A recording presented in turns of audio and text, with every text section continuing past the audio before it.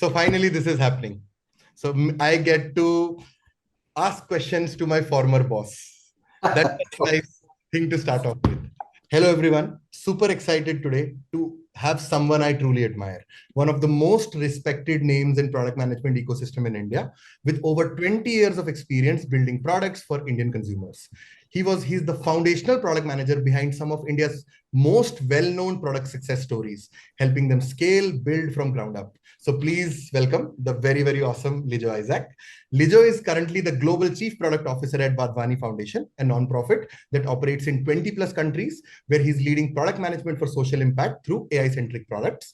He's one of the earliest product leaders in India and have worked across marquee names in sectors such as e-commerce, fintech, health tech, edtech.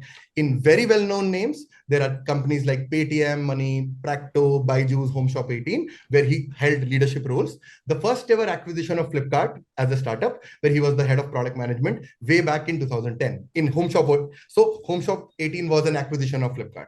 Beyond his... No, that's not correct, Shravan. It was another company. HomeShop18 was acquired by Reliance.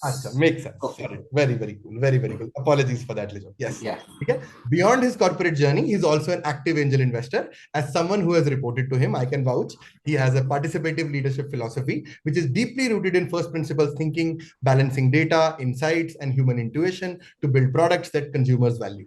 Lijo, it's an absolute honor to have you here. We are looking forward to this conversation and learning from your experience. Your ability to scale products, lead through uncertainty, is something that has always admired me, and I deeply admire today also. And I think everybody will derive value from it. Thank you very much for joining in. Yeah, it's a pleasure, Shravan. Very happy to see so many product managers out here. You know, when I started my career in product management, at that time, I had to explain to people what is product management and how it is different from project management. That time, project managers were the in thing in a lot of companies. So very happy to see the growth out here over so many years or the recent years, and happy to contribute in whatever way I can from my experience as well as whatever. Thank you very much. Thank you very much. So, Lijo, I'll quickly start with the first pivotal question, and I think it's a story everybody would want to know, right? Which is, you've built products across fintech, edtech, and e-commerce. How did your first break into product management happen, and what made you stay across so many years in the same field? Yeah, so I passed out of my engineering college and landed in a IT company. Worked there for 2 years and found it pretty boring. Then I went for MBA, did it from FMS Delhi, and I understood that I want to do something which is a mixture of both technology and consumer behavior. At that time, the roles that were out there in the market in B schools were mostly in FMCG, consulting, and traditional sectors and IT companies. So again, I went to an IT company, but that was in a role where I was helping, clients to incubate products. And I understood that this is something that I really liked. And one thing that I was conscious and found very boring was that if your life is predictable, if you know what is going to happen throughout the day, then there is no excitement. So I want to have a job profile where there will be a little bit of unpredictability, a little bit of chaos and excitement, and there will be some push to unknown. That is how I landed in a product management role. So this role came in IAM groups, and when I called the consultant, people said that the consultant told that, I'm still in touch with her. The consultant told that there are very few applicants for this role. So, and they're looking for people with 20 years of experience. That is way back in 2006, 2007. Wow. So I said, there is no way by which you're going to get people with 20 years of experience. You need to somehow ensure that I get an interview with this firm. And that firm was Rediff.com. And I had the first round I flew from Delhi to Mumbai. I had the first round of interview with a set of leaders in Rediff, which went well. Then the second round of interview, they gave me a case study. I had to go back and present to Ajit Balakrishnan a new concept that that they had given at that point of time. I still have that presentation, and now when I look at it, I feel that it is all very basic. So I did the presentation, landed the offer, said Tata bye bye to Delhi, and came to Mumbai and worked there for 3 years. So I was lucky to get into product management, so early in the product management ecosystem in India. At that time, we had few product managers in Yahoo and Rediff, and none of the other companies were hiring. Obviously, they were like product managers in IT services companies, but most of the product managers were doing like backlog work. So thankfully, I could create that product, and we had like something like 15-20 million users in India, overall internet users at that point of time. That product reached 4 million users. It was there on Rediff homepage. I learned a lot when that product was there, but then I shifted to Bangalore, and I've been in startups ever since. That has been the story. The first brick came in Rediff. Thankfully it came through Ajit Balakrishnan and a lot of stellar leaders. It helped to create my product thought process, I would say. It helped me to start questioning everything with why. Makes sense. Why it is happening like this. And it created a foundation of my career. Makes sense. Lijo, what made you stay? That second part of the question. What made you stay? Like, does it still feel that exciting after doing it for 20 years? Yeah, it's 18 years. So first of all, the product management career is very lonely. I mean, when we started, it was extremely lonely. There were like a set of 3-4 product managers. In Rediff, we used to look at each other, wondering what we were doing. But it is still very exciting. As I was telling you in the initial part, my fear is always that life is very predictable and boring. Thankfully, in product management career, it is never predictable and boring.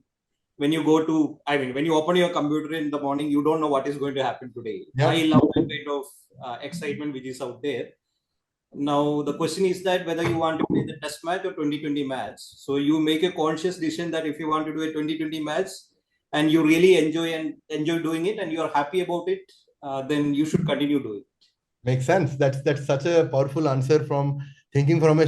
So I always say this thing, and I've told this to my students, and this is something that Peter Thiel said a long time back, that people's life are kind of broken into short term, medium term, and long term. Short term is typically what I like doing today. When I go to office, do I really like my manager? Do I really like the job that I'm doing? And then there is medium term. Do I get the next hike, the next promotion? And then there is long term. Oh, in the next 10 years, I want to become like the CPO of a global... And you are probably the testament of that journey. So most people anchor a lot on medium term. But the really good operators, they look at short term and long term very meaningfully. And they say, am I happy today?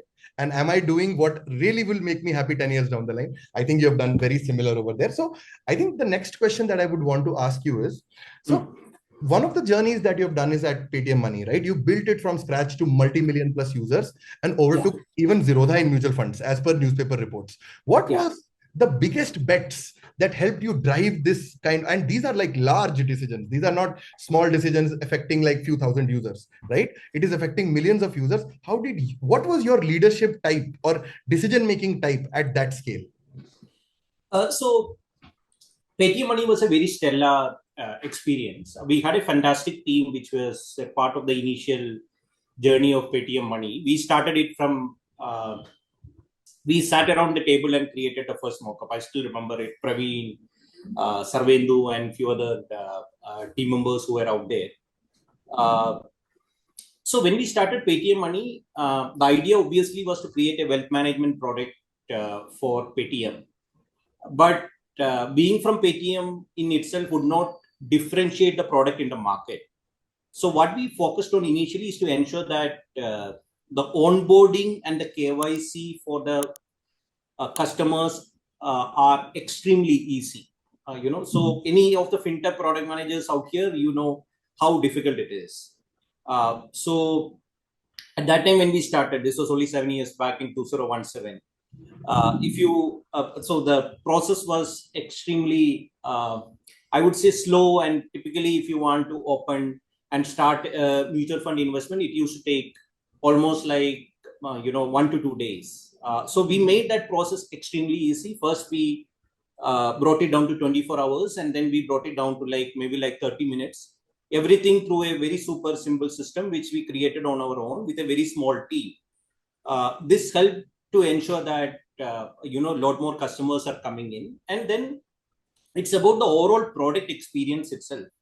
So people used to enjoy the experience of logging in and checking their portfolio and see how it was performing. The portfolio page is the page where most of the fintech apps will have maximum traffic. Wow. So we tried to actually maximize on what was working, and we tried to ensure that the users are having a good experience, even including solving customer problems. So the product managers who were working with me were responsible for looking at the customer pain points in their areas, looking at the customer service issues, and ensuring that that is being fixed. So we had like an amazing customer focus at that point of time, which helped us to ensure that it grew really fast. It was more of word of mouth as well. So being a part of Paytm obviously helped. People try, but it's not that every time people try, they will stick with the product. You need to ensure as a product manager that you are happy about the experience and the customers are also happy about the experience. Absolutely. So the overall product experience is what helped us in the growth of that product without any push in marketing. So we didn't do any TV advertisements or any kind of outbound marketing programs till for at least for 2 years. I think that's what great products really do, Lijo. Like, obviously, you would know it better, that they just have such a high virality coefficient that people just become popular by themselves. Right. Excuse me. It's also that. So, Lijo, you can unmute yourself. Sorry. I think there was some noise coming from somebody. You can unmute and please. Yes. Okay, so creating great products is like creating great products is like being part of a winning sports team. Yeah.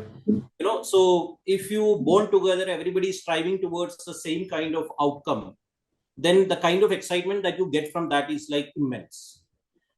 So each of the products that has become successful in India or anywhere in the world, it's a work of a team that is working around it. It's not the work of a single product manager. So every out there, from the designer to engineer to the customer support executive to the senior stakeholder or business leader, they will have to play their part in the best way possible. Makes so sense. in the Paytm Money, a very quick question on this, and this will be like, so at some point in your career, I think some of India's very well-known PMs have reported to me. Wink, wink. I'm one of them, right? Makes sense. So, but what is your approach to identifying like good talent and nurturing world-class talent? Because it comes from the same fact, like you rightly said, that a great product is a culmination of like very good brains put together in a setting where they're looking about that one goal that they want to achieve and they keep improving it. How do you identify rock stars in like product management or in general thinking paradigms in life? So there are multiple ways. So one of the things that I look in PM resumes is whether they have worked with customers or not. Now most of the PM resumes come in a set format with impact numbers, things bolded, X person hike because I did this feature. It's very easy for people to make it out.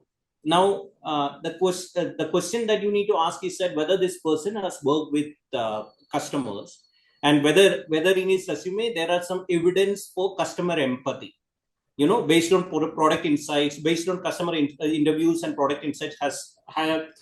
Are there any improvements that have happened? So that's one part. Second, I also look at evidence for cross-team collaboration, because that is like really significant when you are starting as a junior product manager or even a senior product manager, and then the other things would fall into place. You will see examples of some execution capabilities, examples of some good emotional intelligence, etc.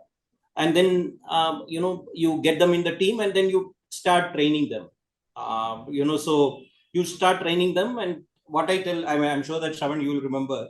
I tell all my PMs for the past 10 years, whoever was work with me would remember that you make your problem their problem. Whenever a stakeholder is,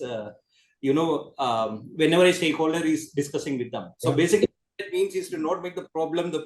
What it basically means is that if you're seeing problem in a certain way, you need to really think why the stakeholder is not seeing the same problem in the same way. Absolutely. Yes. So whether as a team, everybody will see the problem in the same way. So there is no point in you scoring a goal and your team getting defeated in the match, right? So Shravan, I'm sure that you will remember that. Yes, absolutely. Absolutely. Lijo, I want to ask like a very interesting question because most of our audience has some years of experience, as I was telling you, 10 years, 15 years. They are somewhere in mid leadership kind of a roles in life. Yeah. There are some, I want to ask one very interesting question. And I think this Yeah. is something that I want to clarify. How much Yeah. do really people skills play a really good role in product leadership positions versus execution capability? Does it become more team centric and leadership driven, and how you handle team dynamics and culture at like senior levels at a CPO or a VP or an SVP level, and how much it is like heavily bent on deep execution abilities of the person? So is there a difference in philosophy that happens when you go into leadership roles in product? Uh, yes and no. Execution abilities are really essential in the junior levels because Yes, that will ensure that you are progressing up the ladder. absolutely. You won't be in a position to impact strategy or the direction in which the product is going, but you will be able to impact how your feature is performed. But as you reach senior levels, obviously execution capabilities take a slight backseat, but it's more of strategy and all the other things that will come into play. So as you go into senior level, the stakeholder management become extremely important. Hmm. Ensuring that you are giving clarity on what is happening within the company to everybody involved is a humongous task. Especially if you're working in a really fast growing startup where things change every day. I'm sure that there'll be a lot of product managers like that. 100%. There'll be a lot of learning, but ensuring that everybody is going in the same direction is an extremely difficult task when you are at a senior level. And that is an added responsibility that you have as a senior leader whenever you reach that level.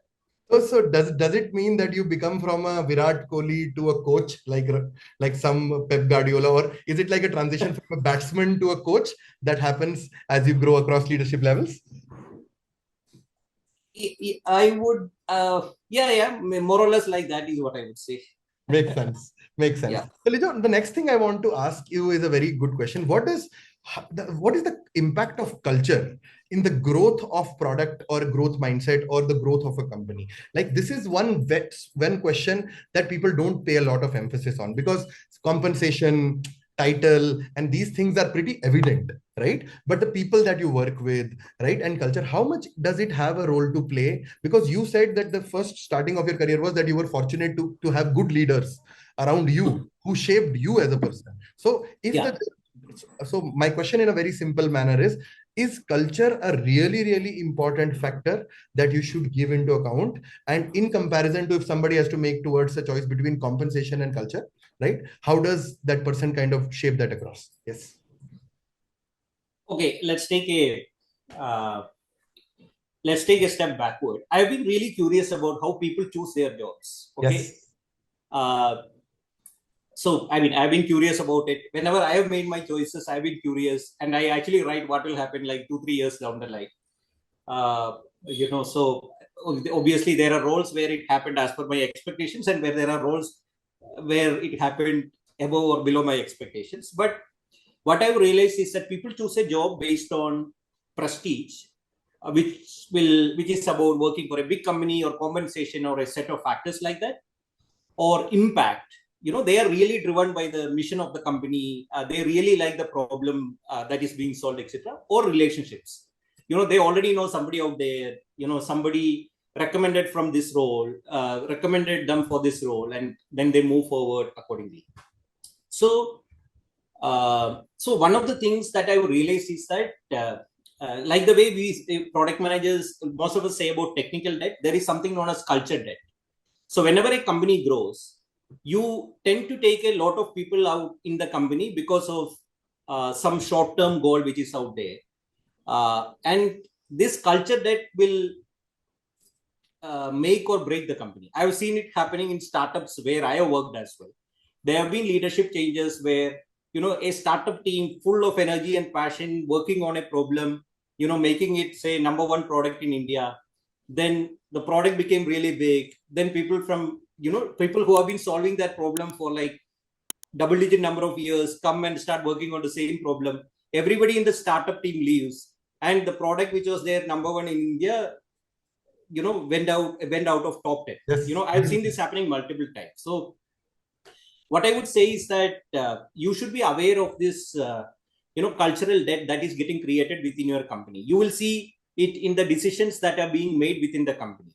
So things like, how are we taking that decision? Is it a customer first decision, or is it being pushed down because of whatever that is being asked? Or is this decision being taken with enough analysis and prudence, or it is being taken just in a hurried way? You will see the examples of this all throughout. So as a product manager, I'm sure that, like you have product vision, you will have a career vision as well. So when these kinds of decisions happen within the company, you are the best jet to decide whether it's the right culture to work, or even if you're going to another company, you can actually speak to the people out there and decide whether this is a culture where I want to be part of. For example, yesterday, one of the product managers who used to report to me like 5 years back wrote me a message saying that I joined this company. It's a very well-known company. Everybody in India knows that company, but I am not able to adjust to this company. It's extremely difficult for me to adjust to this culture. Can you suggest what I should do? Yeah. So culture should be the number one parameter whenever you are choosing any role, and you have to evaluate what is happening within your current company as well, and then decide how you have to take your career forward. That is what I would say. Makes sense. So I keep saying this, like culture is like marriage, right? You have to spend 8 hours every day with the same person, same team every day, and then you have to realize that do you really go there? And it is somehow underrooted, and I can totally understand that why people initially don't give importance to it, because there are other precedents in life that they want to solve for. But yeah, I'm so glad that coming from a seasoned leader like you, this is something that I wanted all of my students to kind of understand. Now, one question, Lijo, I have. This is this thing. So everybody, product management became popular 10 years, right? Even Shravan became a product manager. Lijo was always a product manager. So this became like a huge thing. What is happening with AI today? What is happening? Are we going to kill this role? Will I be out of a job teaching product management? Will Lijo be looking for jobs outside in the next 10 years? Or there is some other silver lining that people are not aware of, which I want you to kind of put across. Yes. See, I've been thinking about it a lot. Okay, so I'm not saying that Meto Bechke, all of you are remaining. I'm just going to give you the fact. So if you look at it, AI is going to reshape product management, but product management will remain. But the flavor of product management will be very different. Let's look at some of the practical aspects of the life of a product manager. So you are actually doing a discussion between engineering and design. As a product manager, you do a little bit of social engineering whenever there is some there are some heated discussions, passionate discussions, etc. Now, in that scenario, what is AI going to do? Right.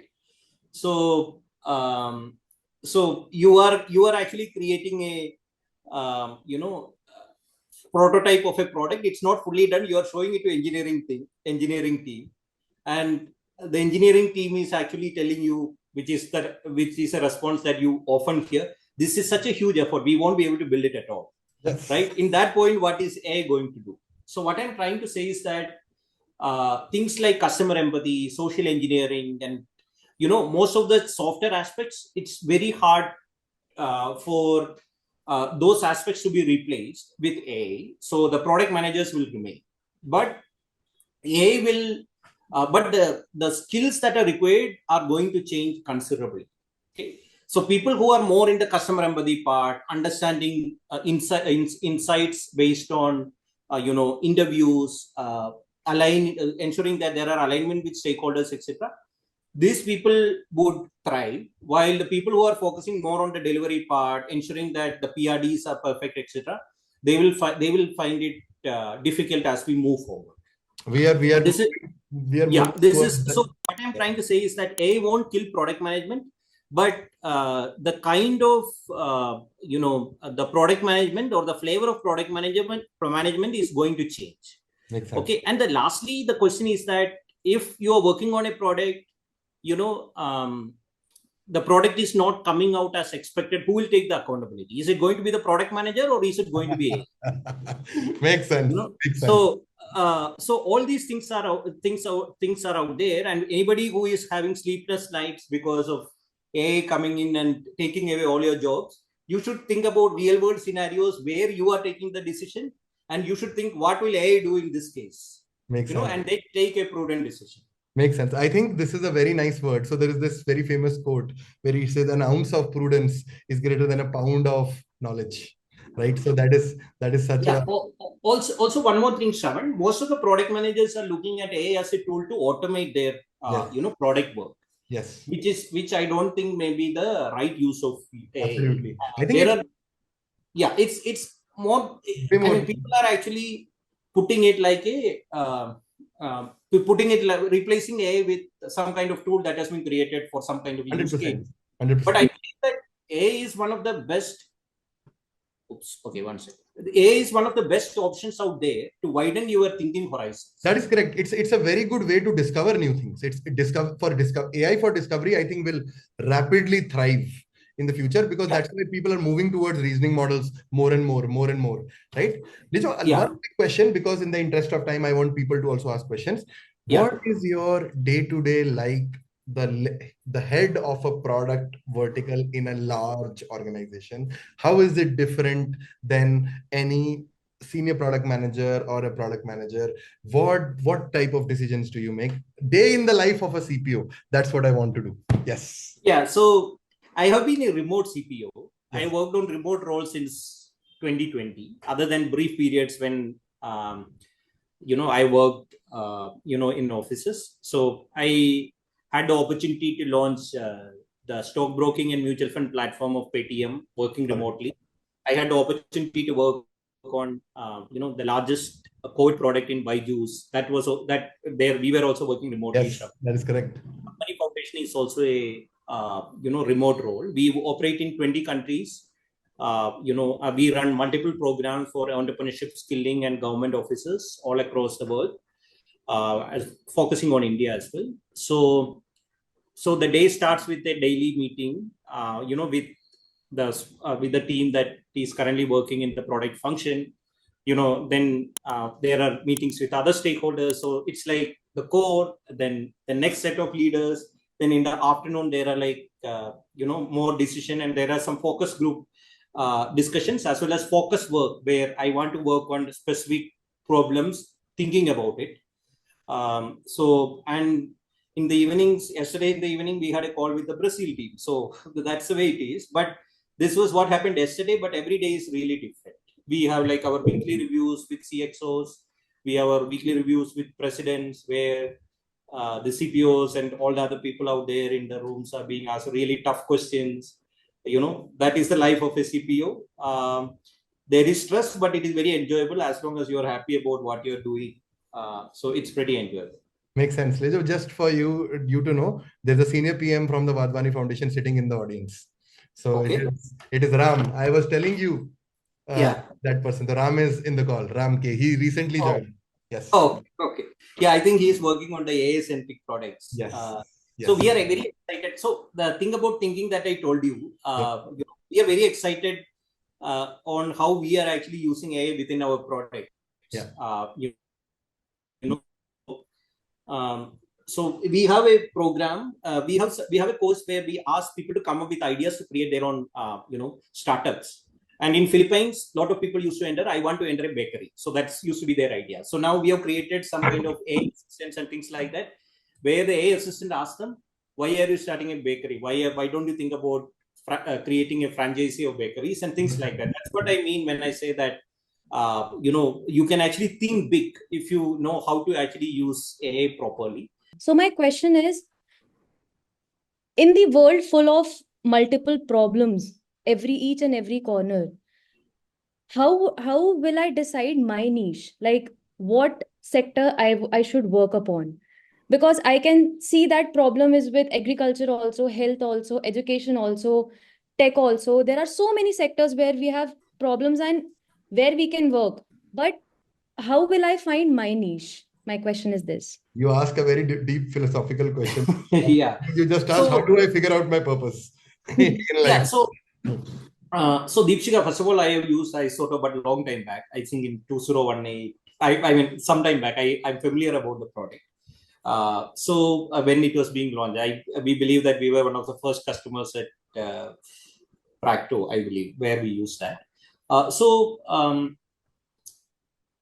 See, it's not only about the problem, right? There are like other parameters also while you make the decision. The team that you're working with, the kind of scope that you will be having, etc., etc. You should actually go for a problem, whatever will make you happy. Okay. So obviously you can't solve all the problems. You will be spreading yourself too thin, and you won't be able to, get enough satisfaction. So what I would say is that you will have to find out what would be exciting for you as a product management professional, and then you should go for that problem or the sector. But it's not only about the problem or the sector, it's also about the team in which you are working. It's also about a lot of other parameters as well. So choose based on whatever will make you happy. I think I have a very good litmus test for this, which I typically do. I typically ask myself, if everything is taken away from me, compensation, title, everything, and this is the problem, if I have to rank these 5 problems on which I will still choose to work, right? That's typically the problem statement that I That's a good way to solve. Yes. So if you take away all compensation, that nobody's paying me any money, nobody's giving me the title that I want, these are the 5 problems. Which problem would I still want to work on? That is typically, that's again, it's a directional indicator. Don't make it your proper structure of decision making, but it's a directional indicator. That's how I typically look at it. How to start something of your own. And I see you have been moving firms like I have done. Is there something which would have come in your lifetime, and how, if something you would like to do, how would you cope up? I think that's something I would love to hear from you. Okay, so is your question about going to entrepreneurship at some stage of the career? That's the question. That how would you cope up with with something of your own, right? Like you have been also associated with big What's firms. Lijo's take on entrepreneurship? That's what Deepak is. Yeah. At least he'll not be as poor as I am, for sure. Yeah. That is for sure, I'm telling you. That's the one insight that I can give you, Deepak, today. Yeah, so I told you about the other 4 product managers in Rediff who were along with me. All of them are entrepreneurs now. I'm the only one who is still, doing product management because I really like it. But going forward, that is one option that I would surely want to, explore. I'm pretty excited about it. If we can do it. See, I worked on so many sectors, so much of experience. And with AI coming in, it's a new technology that has come in, which is disproportionately giving opportunities for product managers. Everywhere you see a potential, product that can be solved with or without AI. So that's something that all the product managers, I believe, are like cut out for being entrepreneurs. That is an option that you should surely explore at one point or the other. And if I may ask a little more, among your circle, which you mentioned moved as entrepreneur, what are the quick qualities you would have admired, which is why they moved there? So I would say that they were like risk takers, and they were like pretty bored with whatever was the problem that they were working at that point of time. Okay. Yeah, that's helpful. Yeah. Thank you. So I'm still not bored with the problems that I'm working on. Before we end the session, thank you very much. This means so much. I think everyone learned so much. Ek cheez karna janta. This is very important. This is for you also to learn. Whatever you learn from this session, I want you to tag Lijo, right, on LinkedIn. 2-3 हजार follower तो बढ़ा देने चाहिए यार आपको. मतलब इतना तो बेयर मिनिमम, इतना टाइम दिया आपको लिजो ने, और मेरे बारे में भी बताया कि भाई मैं कैसा प्रोडक्ट मैनेजर था. तो that is really important. That's your learning as a gratitude. And second thing, after this session, both on the Slack group as well as the WhatsApp channel, please give feedback of the session. That will be really good for Lijo के लिए भी अच्छा होगा, और ये आपके side से भी होगा. It's a gratitude for the speaker to have spent so much time with you. Other than that, once again, Lijo, this means so much. Yeah. Thank you, Shravan, and all the best to each of you. So you have made a conscious decision to be a product manager. It's a tough job, but very enjoyable and fun job as you go along. The initial part is the toughest part. It is going to be like a startup, but if you thrive, it is going to be really, satisfying is what I would say as a career. So all the best to each of you, and please do feel to connect on LinkedIn. 100%. Okay. Bye-bye. All the best. Thanks, Thanks Lijo. a lot. Bye-bye. Bye-bye. Thanks. Bye.